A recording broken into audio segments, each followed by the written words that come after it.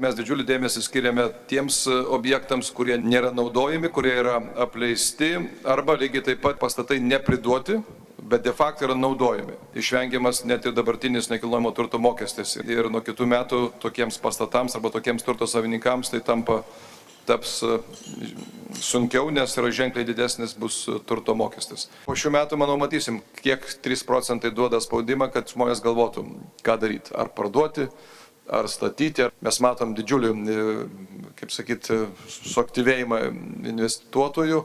Ne vienas objektas pradedamas statyti, ar jau buvo pradėtas, arba artimiausiu metu bus pradėtas. Taigi džiugu, kad Vilniuje vėl atsiranda tos gyvybės. Ir aišku, kad tai mums kaip miestui labai naudinga.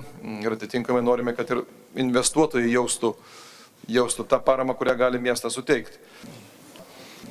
15 metais MIPIME prisistatinės iš karto Baltijos sostinės. Vilnius, Ryga ir Talinas, vienas stendas, investuotojas ateina ir visi 3 miestai galės pasiūlyti kiekvienam investuotojui. Norit statyti viešbučius, prašau, štai galimybės Vilniuje, galimybės Rygoje, galimybės Taline. Norite investuoti į pramonę, galimybės Vilniuje, Rygoje ir Taline. Taigi bus didesnis matomumas sutelkus finansus į vieną vietą. Matyt, tikrai būtume matomi investuotojų pasaulyje geriau.